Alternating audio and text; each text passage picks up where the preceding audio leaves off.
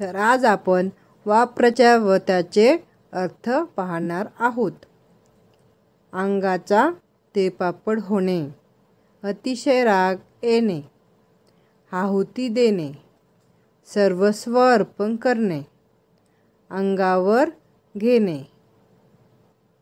जबाबदारी स्वीकारणे, अस्मान ठेंगणे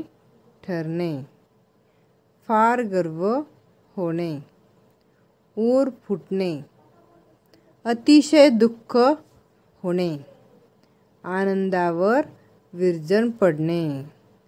आनंदात अकस्मात व्यत्यय येणे, दंड थोपटणे, आव्हान देणे, दुपारची सावली, फार थोडा काळ मिळणारे सुख, दुधात साखर पडणे, चांगल्या गोष्टीत पुन्हा आणखी चांगली गोष्ट घडून येणे, रक्त सळसळणे, रागवणे.